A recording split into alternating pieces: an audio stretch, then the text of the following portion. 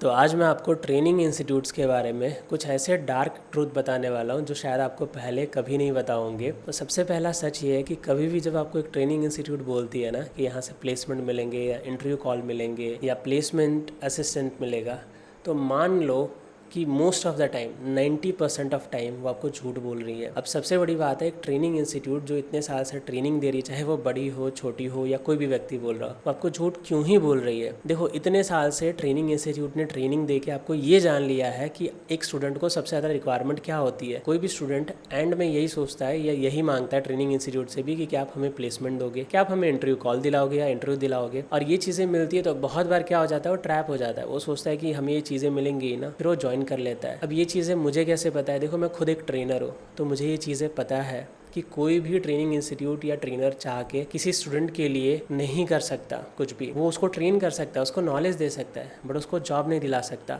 शायद दिला भी सकता है कि समझो 100 में से वो 2, 4, 5 के लिए कुछ कर सकता है, हेल्प कर सकता है, गाइड कर सकता है। वो भी डिपेंड करता है अपॉर्चुनिटीज़ के ऊपर, बट ये करना ही नहीं चाहिए। ये चीज़ टोटली गलत है। ये प्रॉमिस इसीलिए किया जाता है ताकि आप वहाँ पे एनरोल कर लो किसी इंस्टीट्यूट में। अब मैं खुद एक ट्रेनर हूँ, मेरे एक्सपीरियंस से तो बता ही रहा हूँ, प्लस मैंने बहुत सारे स्टूडेंट को काउंसलिंग दी है, कम से कम 1000 से भी ज़्यादा, जिन लोगों ने मुझे कनेक्ट किया है, जो डिफरेंट इंस्टीट्यूट से डिफरेंट कोर्सेज परस्यू कर रहे थे, सीख रहे थे, चाहे वो बड़े इंस्टीट्यूट हो छोटे इंस्टीट्यूट हो। उन सभी स्टूडेंट ने यही फीडबैक दिया कि सर हमें ये प्रॉमिस किया गया था। और कभी कभार तो मैं सुन के अमेज हो गया, क्योंकि काफ़ी सारे इंस्टीट्यूट के नाम मुझे सुनने मिले जो कि काफ़ी बड़े हैं। मुझे ऐसा फील हो रहा था, इतने बड़े होने के बावजूद भी, ब्रांड होने के बाद भी, वो कैसे आपको ये प्रॉमिस कर रहे हैं। तो सबसे पहला पॉइंट तो यही है, कभी भी कोई ट्रेनिंग इंस्टीट्यूट कि जॉब प्लेसमेंट मिलेगा वहाँ से या इंटरव्यू कॉल्स मिलेंगे, ये सोच के तो ज्वाइन करो ही ना। ट्रेनिंग इंस्टीट्यूट क्या ही सोच के ज्वाइन करना चाहिए, वहाँ से नॉलेज मिलेगी कि नहीं, ये सोच के ज्वाइन करना चाहिए। अब इसी के साथ आपके मन में एक डाउट आता होगा कि आपको कैसे पता चलेगा कि वो नॉलेज भी प्रॉपर देंगे कि नहीं। चलो, प्लेसमेंट मेरे कहने पे आप मान लेते हो कि वहाँ से नहीं मिलेगा, तो आप वो इंस्टीट्यूट ढूंढ रहे हो जहाँ पे नॉलेज मिलेगा। देखो, इसका सबसे बेस्ट तरीका है कि आप उनके एक्स स्टूडेंट जो उनसे पढ़ चुके हैं, उनसे अगर आप लिंक्डइन पे कनेक्ट कर सको, कहीं से भी कनेक्ट करके उनसे जान सको, तो ये सबसे बेस्ट तरीका है कि जो उनके एग्जिस्टिंग जो स्टूडेंट्स हैं उनसे आप फीडबैक ले सको, जिनको वो पढ़ा रहे हो या पढ़ा चुके हो। अब आ जाते हैं दूसरे पॉइंट के बारे में कि जब भी आप कोई ट्रेनिंग इंस्टीट्यूट ज्वाइन कर रहे होते हो, तो आपको 50,000 से लेके 1 लाख से लेके 1.5 या 2 या 2.5 लाख में भी ट्रेनिंग इंस्टीट्यूट मिल जाते हैं जो इस रेंज में ट्रेनिंग दे रहे होते हैं सेम कोर्स के लिए। अब आपके लिए सबसे बड़ा कन्फ्यूजन ये बनता है कि मैं 50,000 फ़ी पे करूँ, मैं 40,000 करूँ, मैं 1 लाख करूँ या 1.5 लाख करूँ। आप में से काफ़ी लोग अफोर्ड कर सकते हो और काफ़ी लोग अफोर्ड नहीं कर सकते। तो चलो मैं आपको कुछ इंसाइट शेयर करता हूँ कि इनमें डिफरेंसेस क्या होते हैं। देखो, जो बड़ी इंस्टीट्यूट हो जाती है ना, कोई भी इंस्टीट्यूट काफ़ी बड़ी हो गई, तो उसका इंफ्रास्ट्रक्चर उसे मेंटेन करने के लिए और उसके ब्रांड को मेंटेन करने के लिए वो एक हाई फीस चार्ज करती है। ऐसा ज़रूरी नहीं कि कोई इंस्टीट्यूट बहुत बड़ी है तो आपको अच्छा नॉलेज देगी ही देगी। एक इंस्टीट्यूट के बारे में उनके एक्स स्टूडेंट से ही, जो वहाँ से पढ़ चुके हैं, उनसे ही जाना जा सकता है।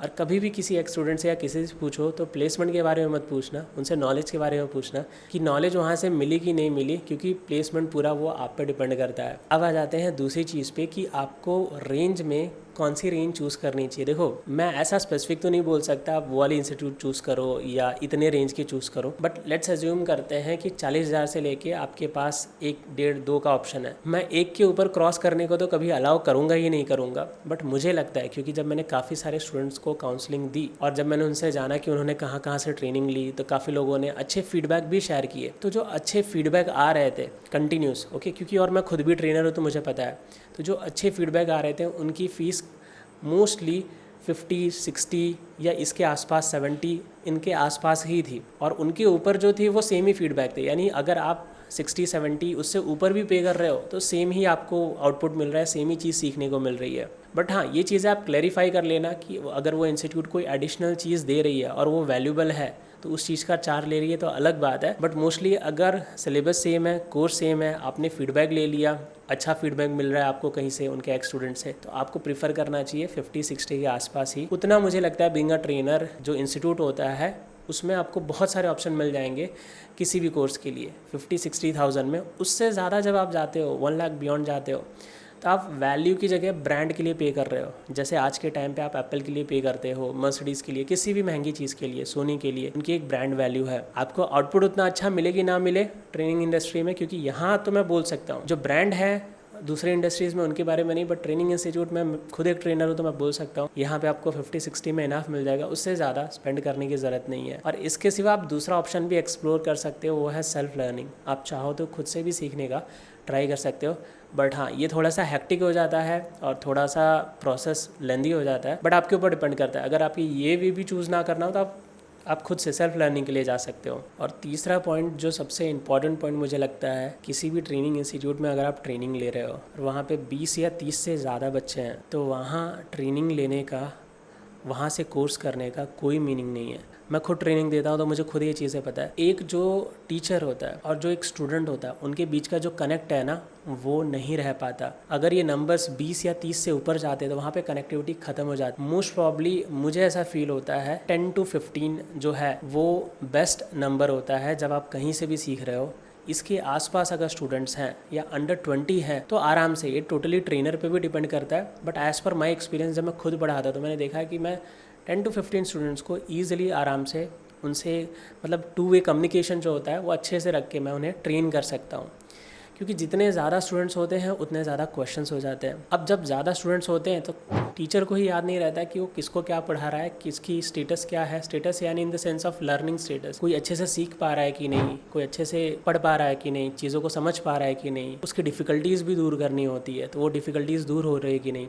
उसके बाद वो नंबर गेम हो जाता है। इसके लिए टोटली आपको इस चीज़ पे ध्यान देना चाहिए कि अगर वो नंबर 50-20 से ज़्यादा जा रहा है तो वहाँ ज्वाइन करने की कोई ज़रूरत नहीं है। ऐसा नहीं है कि वो आपको कोर्स अगर चीप में भी दे रहा है तो आप वहाँ से ले लो। मैं ऐसा मानता हूँ कि अगर 20-30 हज़ार भी आप वेस्ट कर रहे हो कहीं ज़्यादा देके तो वेस्ट ही है। तो नंबर्स मोस्टली 15 या 20 होने चाहिए। इससे ज़्यादा की बैच साइज़ में आपको ज्वाइन करने की ज़रूरत नहीं है। वो मेरा सजेशन है, बाकी आपके ऊपर है। अब इसी के साथ एक और पॉइंट है गाइस, जो चौथा पॉइंट आपके लिए बनेगा। कुछ इंस्टीट्यूट ऐसी भी है जो आपको स्कॉलरशिप देती हैं, ठीक है। स्कॉलरशिप यानी क्या करते हैं, उनके फ़ीस को रिड्यूस कर देते हैं स्कॉलरशिप दे के। तो आपको इसमें फंसने की ज़रूरत नहीं है कि स्कॉलरशिप दे के उन्होंने फ़ीस रिड्यूस कर दी। आपको फोकस हमेशा इसी पे होना चाहिए कि वहाँ से आपको क्वालिटी मिलने वाली है कि नहीं, ठीक है। स्कॉलरशिप के चक्कर में आपको ऐसा लगता है कि उनकी फ़ीस 60K थी और उन्होंने रिड्यूस कर दी तो चलो यहाँ से करते हैं, ऐसा करने की ज़रूरत नहीं है। आप टोटली ध्यान दो कि आपको वहाँ से क्वालिटी मिलने वाली है कि नहीं, और जो फ़ीस वो ले रहे हैं वो आपके लिए मैनेजेबल है कि नहीं। आपको ऐसा नहीं करना है कि फ़ीस ज़्यादा है, अच्छा है तो वहाँ से कर लूँ, या स्कॉलरशिप मिल रहा है तो वहाँ से कर लूँ। आपका पर्पस क्या है, किसी भी ट्रेनिंग इंस्टीट्यूट को चूज़ क्यों करते हो, नॉलेज के लिए, वो मिलना चाहिए। स्कॉलरशिप इतने भर के ये कर लो, बहुत सारी स्कीम्स, ये सारा एक ट्रैप होता है। तो आप अपने लर्निंग जो मेन मोटिव है नॉलेज, उस पर ध्यान दो, वो वहाँ से मिलेगा कि नहीं, और जो फ़ीस का बजट है वो आपके बजट में फॉल करता है कि नहीं। ये दो चीज़ें आपकी क्लियर होनी चाहिए। अब इसी के साथ मैं आपको 5th पॉइंट शेयर करता हूँ कि देखो, आप किसी भी ट्रेनिंग इंस्टीट्यूट से ट्रेनिंग ले रहे हो ना, एक चीज़ हमेशा ध्यान में रखना कि सेल्फ लर्निंग का एटीट्यूड आपको रखना है। क्योंकि जब आप ट्रेनिंग ले रहे होते हो तो आपको ट्रेनर तो सिखा ही रहे होते हैं, लेकिन आप थोड़ा सा सेल्फ लर्निंग का एटीट्यूड रखोगे ना कि उन्होंने जो सिखाया, अब उसके अलावा आप थोड़ा और पढ़ सकते हो क्या, उस पर और अच्छे से प्रैक्टिस कर सकते हो क्या, कुछ बेटर कर सकते हो। अगर ये एटीट्यूड रखोगे ना तो आपके प्लेसमेंट के चांस, आपको इंटरव्यू मिलने के चांस, आपके इंटरव्यू क्रैक करने के चांस ज़्यादा हो जाते हैं। क्योंकि यहाँ पे होता क्या है कि लेट सपोज़ आपको 60% कहीं से मिला, आपने 10-20% उसके ऊपर एडिशनल कर दिया, तो इससे क्या होता है, लेट सपोज़ कि एक ट्रेनर तो सभी को सेम ही ट्रेन कर रहे होंगे, राइट, सेम लेवल का, तो सबका नॉलेज सेम लेवल का ही होगा। बट इसमें कुछ लोग आउट परफॉर्म कैसे कर जाते हैं, बेटर परफॉर्म कैसे कर जाते हैं, तो वही लोग हैं वो जो थोड़े सेल्फ लर्नर हैं, जो थोड़े से कंसिस्टेंट हैं। ये कुछ चीज़ें आपको ध्यान रखना होगा। देखो, ट्रेनर अच्छा है या बुरे हों, उनका आपके कंसिस्टेंसी से कोई लेना देना नहीं है। वो ज़्यादा से ज़्यादा आपको सवाल पूछ सकते हैं, ज़्यादा से ज़्यादा 1-2 बार अगर कोई ट्रेनर बोलता होगा तो शायद आपको बोल सकता है आप प्रैक्टिस करो, आप गलत कर रहे हो। बट कोई भी ट्रेनर आपको ये नहीं बोलेगा कि आप गलत कर रहे हो, आपको प्रैक्टिस करना चाहिए, बार बार नहीं बोलेगा। वो शायद आपको 1-2 बार ऐसा बोल दे कि आप प्रैक्टिस करो, आप नहीं कर रहे हैं ठीक से। क्योंकि देखो, जब आपने फ़ीस पे की है, खुद ही वरीड नहीं हो, आप खुद ही कंसिस्टेंट नहीं हो, तो आप किसी और को क्या ही बोलोगे। तो एक सेल्फ लर्नर वाला एटीट्यूड रखना बहुत ज़रूरी है। तो सेल्फ लर्नर वाले एटीट्यूड में बहुत सारी पॉजिटिव चीज़ें आ जाती हैं, जैसे कि आपको कंसिस्टेंट रहना चाहिए, आपको एक्टिवली उनसे क्वेश्चंस पूछने चाहिए, एक्टिवली जो अपने डाउट्स हैं वो भी पूछने चाहिए, 2 वे कम्युनिकेशन बना रहना चाहिए। आपका जब सेल्फ लर्नर का एटीट्यूड रहता है ना, तो आपका 2 वे कम्युनिकेशन बेटर हो जाता है। अगर सेल्फ लर्नर का एटीट्यूड ना भी हो, तो आपको ना समझ में आए तो क्वेश्चन पूछो, तो क्वेश्चन का आपको जवाब मिलेगा ही। अगर क्वेश्चन का जवाब नहीं मिलेगा तो आपको बताएंगे कि ये चीज़ आप कैसे रिवाइज कर सकते हो, कैसे जान सकते हो। क्योंकि जब आप सवाल करते हो और आपने फ़ीस पे की है, तो आपको या तो जवाब मिलना है या तो कुछ ना कुछ तो मिलेगा ही। तो आपको जानने मिलेगा कि आपकी तरफ से प्रैक्टिस ना होने से वो चीज़ नहीं आ रही है कि उन्हें बताना है, तो उन्हें बताना है तो वो वहीं पे बता देंगे। इसी के साथ मैं आपको लास्ट पॉइंट शेयर करता हूँ। देखो, आप ट्रेनिंग कहीं से भी लो, बड़ी इंस्टीट्यूट से लो, 2 लाख भर के, या छोटी इंस्टीट्यूट से लो, ये जर्नी आपकी है। इस जर्नी में क्या होगा आउटपुट, ये टोटली आप पे ही डिपेंड करता है, डे 1 से लेके डे एंड तक। इसमें कोई किस्मत, लक और फैक्टर काम नहीं करता। इसमें सिर्फ एक चीज़ काम करती है, वो है आपकी मेहनत और वो आपकी कंसिस्टेंसी होती है। आप डे 1 से ही जान लो कि आपको करना क्या ये जर्नी के बाद, उस हिसाब से आप मेहनत करो, किसी पे भी डिपेंडेंसी मत रखो। मैंने मेरी एक्सपीरियंसेस से ये देखा है कि जब आप फेल होते हो, लेकिन अगर आपने मेहनत की है तो आपको आउटपुट कहीं ना कहीं से मिल ही जाता है। आप आउट परफॉर्म कर ही जाते हो, आप बेटर लाइफ में कर ही जाते हो। प्रॉब्लम उन लोगों के लिए कि जिन्होंने पैसे पे कर दिए और सीखा भी नहीं। यानी कुछ बनना था ना इन जनरल, जैसे कि समझो कि आपने ये चीज़ सीखी, अगर लाइफ में ये चीज़ में आपका कुछ नहीं हुआ ना, तो आप और किसी चीज़ में बड़े लेवल पे चले जाओगे, ये फॉर श्योर है। आपने कोई चीज़ सीखने की आदत डाल दी अपने अंदर, वो चीज़ को सीखने के बाद आपने उस पर कमांड भी हासिल की और आप लास्ट लेवल तक भी गए। कुछ प्रॉब्लम की वजह से शायद वो चीज़ ऐसी हुई कि आपको ना मिली, बट वो जो नॉलेज, वो जो जर्नी का एक्सपीरियंस होगा, वो आपके लिए इतना बड़ा होगा ना कि लाइफ में आप कुछ बड़ा कर सकते हो।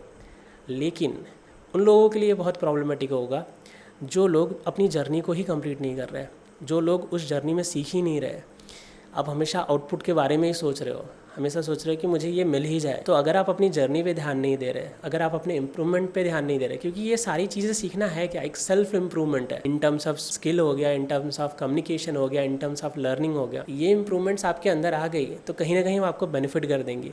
ये इंप्रूवमेंट्स आप अपने अंदर नहीं ले आए, आप सिर्फ सोच रहे थे कि आउटपुट मिलेगा नहीं मिलेगा, मार्केट ख़राब है, ये सब सोच के, तो आप actually back to square of हो जाते हो। आपका टाइम वेस्ट हो जाता है, आपने कुछ सीखा भी नहीं, आपके पैसे भी वेस्ट हुए। तो एटलीस्ट सीखो, उस जर्नी को कंप्लीट करो। आउटपुट, ये सारी चीज़ें बात की बात होती हैं।